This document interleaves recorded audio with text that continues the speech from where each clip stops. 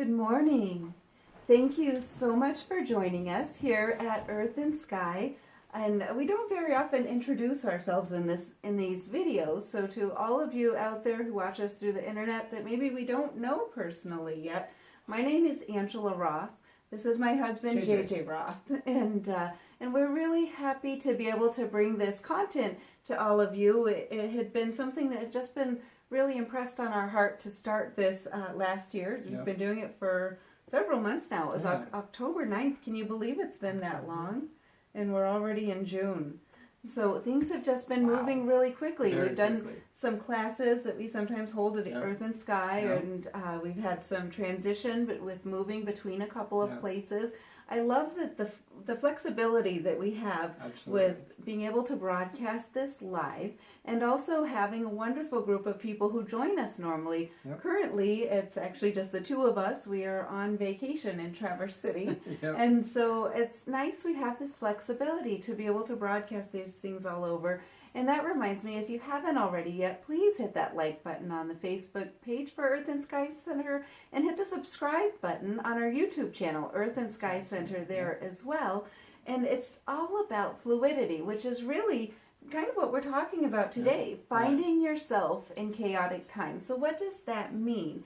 Well, it's so easy sometimes to have balance and to be able to, or I don't say easy per se, because there's always a challenge. But to find yourself and who you are, and to find your center, and to really be able to know your center and feeling stable is sometimes easier when times are calm and quiet around you, when things feel consistent and smooth. When you don't have a lot of drama from the family, and you don't have a lot of requirements from work, and you don't have a lot of, all of the variables that go with kind of what can be a stressful life at times. Right, and life doesn't really work that way. It's not just, we have these ups and down phases where sometimes it's, really chaotic, and sometimes it's nice and smooth.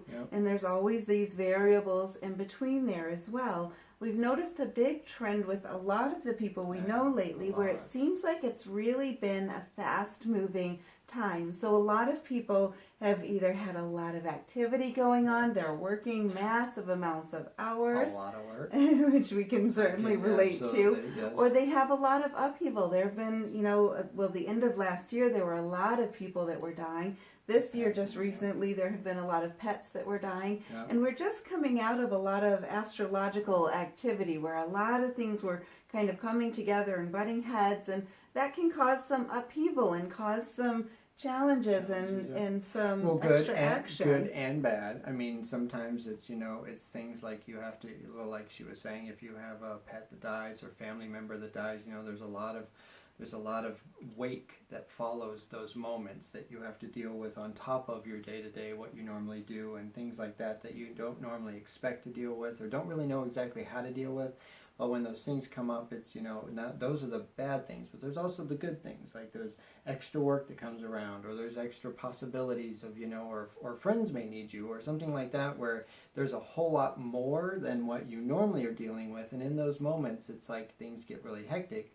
But you got to, it's that keeping your balance in yourself while those crazy kind of times start to come up. Right, because balance can feel easier when it feels a little bit calmer, but it's really the expertise that you really develop that expertise when you can find yourself and you can recenter yourself despite what's going on around you, because you really need to be able to let go of the storm around you, good or bad or whatever, with whatever's storming around you, to be able to let that go and have your calm center within you. And it's not just about being zen. When we talk about balance and finding that calm within you, it doesn't mean you're feeling very zen continuously and you're just staying in that meditation and things around you are going swimmingly. And you just kind of smile, everything's fine, in your calm little world, everything's fine. It's not always like that. Right, the expertise comes in when you can notice that there's a lot going on around you. You can notice, you're working 15-hour days, day after day,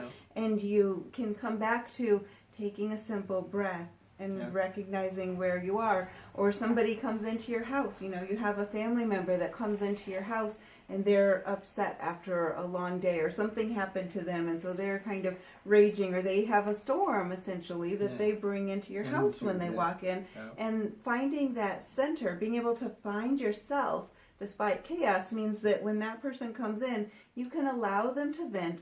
You're not going to take it personally, and you're not going to get really tight and, you know, tense within Yeah. yourself, because you can recognize that storm is on the Exactly. outside. Yeah. It's not inside yourself. Well, and with that, even with, you know, like, so if you find it's a situation where somebody's bringing it into you, having that calm not only allows you to deal with the situation inside yourself better, where you can approach it where you're not being so necessarily maybe traumatized or even angered, or it depends on what your reaction would be, but you can deal with that situation in a way that it's helpful to the person, it's helpful to the situation, and it's usually much easier on you to deal with that situation.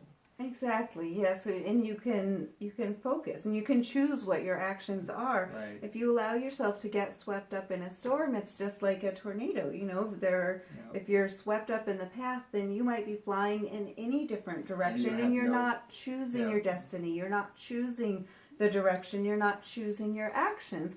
If instead you take time and you find your calm and you find your center, and then you choose how you're going to react, you choose your words, you choose what you're going to do, then you can be creating your destiny instead of letting fate drop you off wherever you allow the wind to blow around you. Now, if you're in a hectic time that has come about because you decided to do that, the hecticness. So, like, let's say there's a lot of extra work that you could be doing, and so that's gonna move things forwards, not just in your life but other people's lives, but in doing that, of course, it adds stress to your day. It adds exhaustion, and it adds all of that.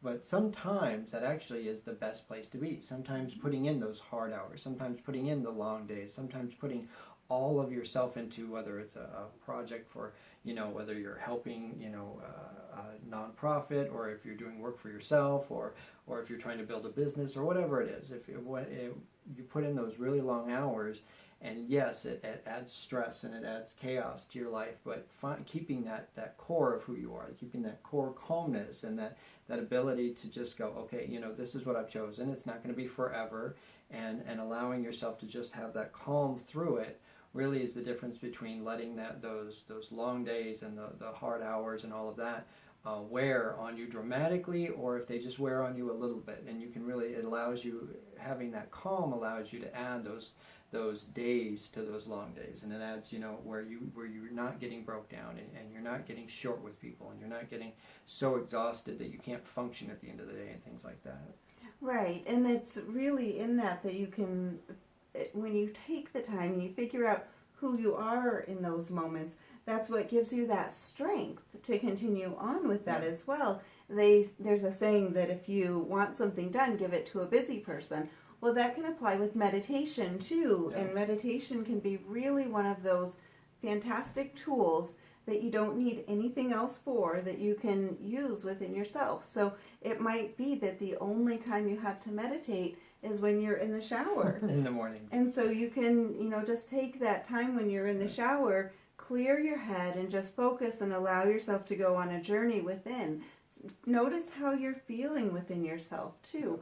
And one of the really good ones that can work when people are really overwhelmed or really busy and just need to find some calm and peace is where you go internally. So you try to shut off all of your 5 external senses, and you really focus each of those in within yourself. So whether you're in the shower, or you're at your desk at work, or you're in your bedroom, wherever you are, if you instead just turn those outer focuses off, close your eyes, try to shut out the sounds that are around you, and draw that awareness inward. So see if you can notice hearing your heartbeat. Maybe focus on feeling the rhythm of your heartbeat first.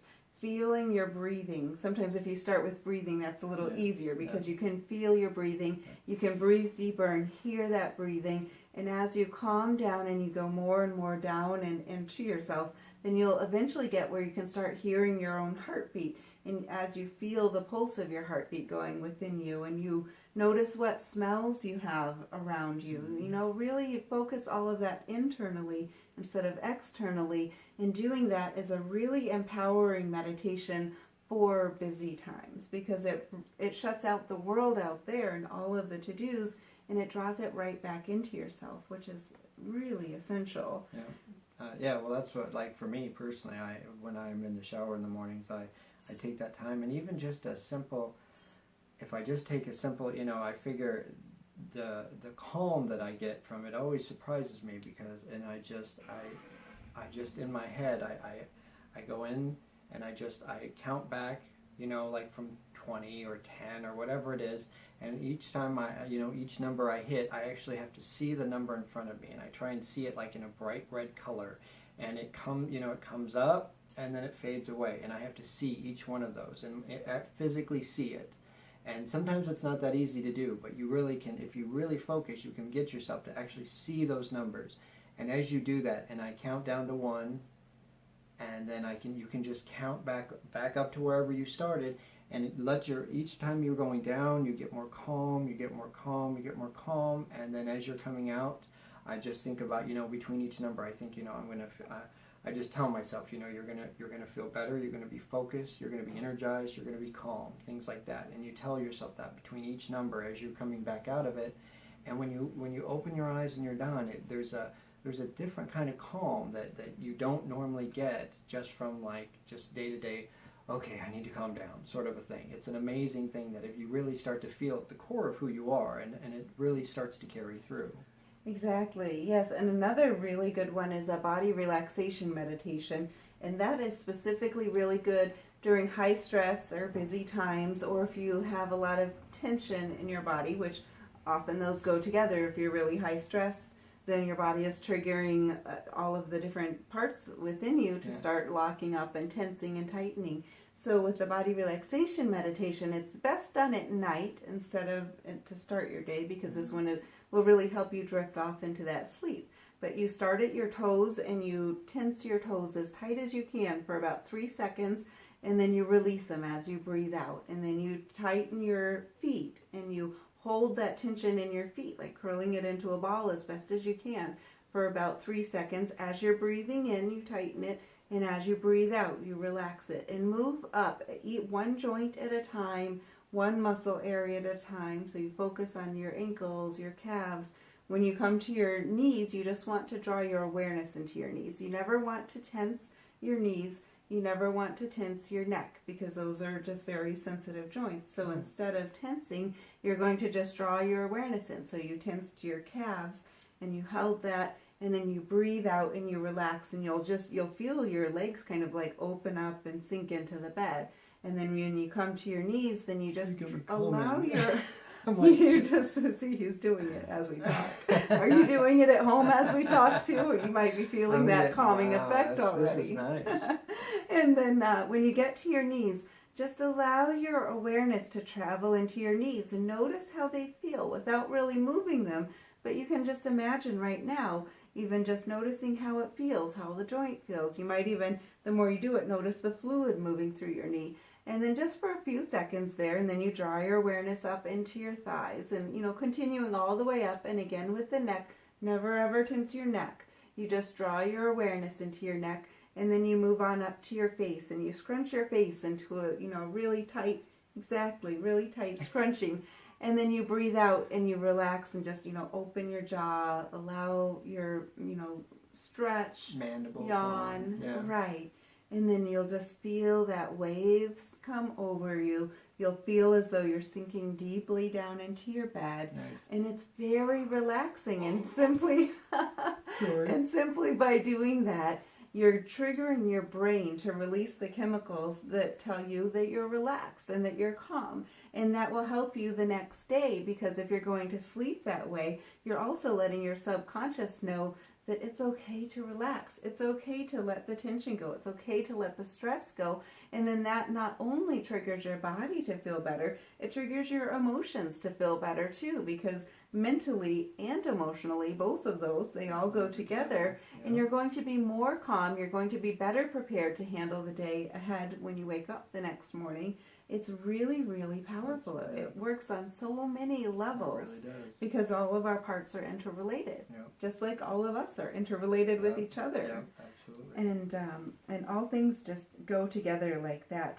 I liked the analogy of rocking the boat. Sometimes, sometimes in life you rock the boat to move forward, because if you're the only way to out, move forward. Right, if you're out on a lake and you're just sitting in the middle of the lake, so this is representing the calm times in your life, and you're, looking around and you're just kind of getting by, then, that's nice and you can kind of calm. There you sit. But when you're ready to move forward and you're ready to have some change, and when life presents things with you, I mean, you have something you're needing to get away from or you're needing to go towards, then you need to pull out those paddles. You have to rock the boat. You have to get that momentum going.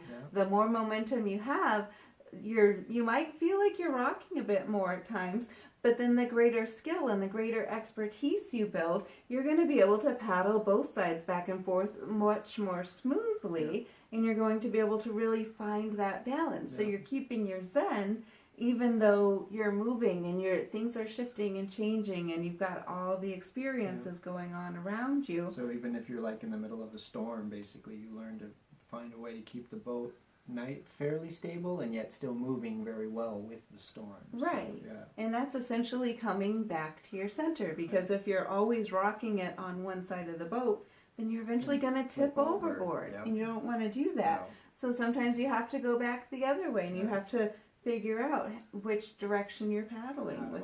What side are you leaning towards? Who can you lean on in these times of stress too? That's another really big one. Do you have somebody that you can open up to? Do you have somebody you can talk to? Is there somebody that will help share the load with you too? Absolutely, because it's like adding that person to the boat with you, so that you both are, you're now not one person in a boat shifting weight. Now you're two people, so you can have much more a better balance and better structure. And right, you can lean on each other's strengths too. And as one gets a little bit tired, maybe the other's picking up the slack. We do that quite a bit with each other. It seems we go on these opposite schedules, and it works if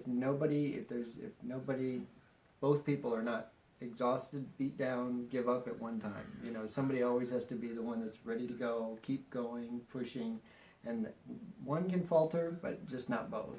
Exactly. So see who you have in your life. It doesn't even have to be a significant other. No. Oh no. It might be a friend. It might be a coworker. It might so be important. Exactly.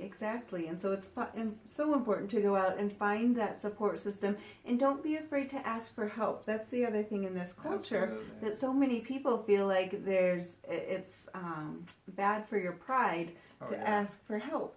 But yet when you think about it, if somebody asks you for help, aren't you happy to have been asked and to be able to help? You get excited about it. Right, absolutely. Who's not excited about being able to help a friend? Right, and so don't be afraid to ask for help too, because people won't know that you need it if you don't ask. It's not a sign of weakness, it's a sign of trust and strength, loyalty, and being able to feel like you can rely on somebody, and they're not obligated simply because you asked. No. So and that's absolutely true. You should never, and if you're asked and it's something that you're not comfortable with, never feel obligated because you were asked.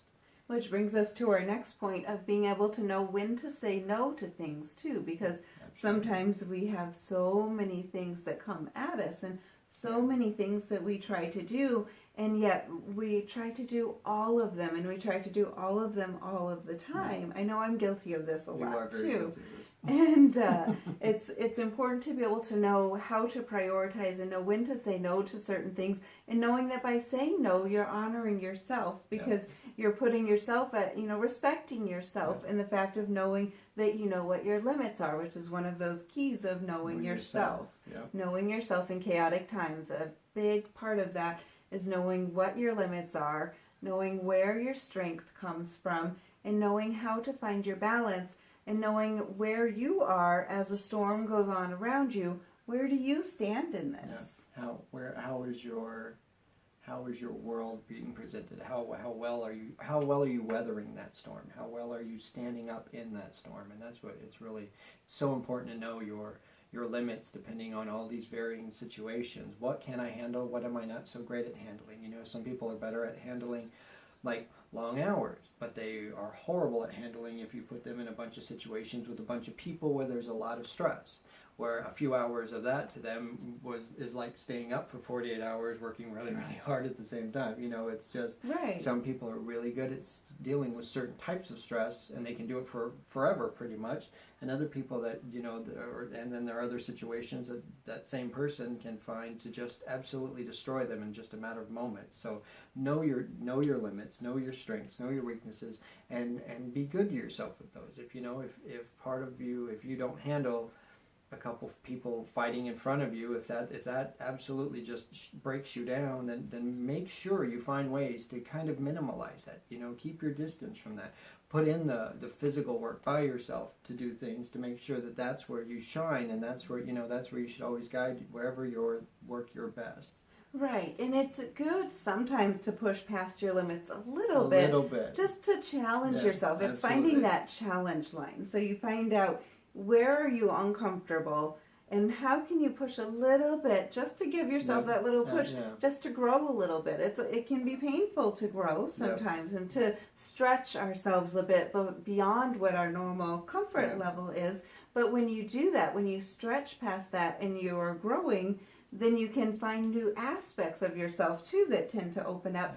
But it's a very fine line because you don't want to push far past that challenge line and end up shutting yourself down or doing damage or causing health problems or causing, you know, too much stress within yourself. Too much negativity where you should have been growing and instead you're shrinking from it, and that's not what you ever want to do. And finding ways to reward yourself for it too. You know, it's really important to give yourself praise too. You know, and I think a lot of people they don't actually take the time to think of things that they don't want to do and then challenge themselves in that.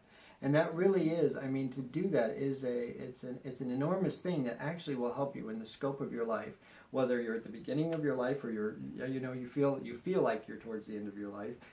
Regardless of what it is, take a minute, think about what am I good at, and then find out what am I not good at, and the things I'm not good at, are there ways I can get better at those? You know, how can I, because being more of who you are, being a better who you are is always rewarding in my opinion. And you know, so take a minute and go, most people are like, I'm bad at that, I'll stay away. And it's like, so I mean, I kind of get that, but at the same time you really should. If I'm bad at that, well, maybe I'll just mess with it a little bit. Maybe I'll see if I can get a little better. Maybe I'm better now than I used to be. You know, there's a lot you know, and we're always changing, so you never know. Explore your options and then see who's in your circle that can assist with that too. See who are experts around you that can help in areas where you feel a little bit challenged too. There's so much with working together with people, and we all have a circle that's a bit wider than what we may recognize it as being too. And a lot of times it's just about reaching out too. And maybe that's a good challenge for people this week to do too. As your takeaway this week, think of who you haven't talked to recently and reach out to them just to see how they're doing. You know, a lot of people have really been having a lot of chaos, a lot of work, a lot of family things going on. It's just been busy. Just energy and busy. And part of that is this time of year too. You know, we've come out of winter. We've done our planting in spring. People are planting, you know. Everything's turning on. Right. And so we talk about doing that metaphysically, you know, planting your seeds. Well, people are literally doing that. We're not just confined in our houses. So we have everything we're doing outside and everything we're doing inside. So what I'd like to challenge you to do this week is think of at least one friend that you haven't talked to recently. And I don't just mean talking to them on Facebook. I mean that you haven't talked to on the phone or sat down and had coffee or tea with them, and give them a call and just see how they're doing and have a conversation for a few minutes, and it really will probably lift your spirits up as well. And just taking those few minutes to connect with somebody else can make a big difference. And you might even be helping them if they've been in a little bit of a high stress time lately. Then hearing from you and being able to chat for just a few minutes will lift their spirits and give them that extra energy boost that they may need to finish out the rest of their week. So I hope you'll take that to heart. Let us know in the comments below how that works out for you too. If you connect with somebody that you haven't talked to, maybe it's been days, maybe it's been years. Maybe there's somebody that's been on your mind lately and you've just felt like maybe reaching out to them. So go ahead and do that now. And I thank you so much for joining us. We'll be doing our meditation here in just a few moments.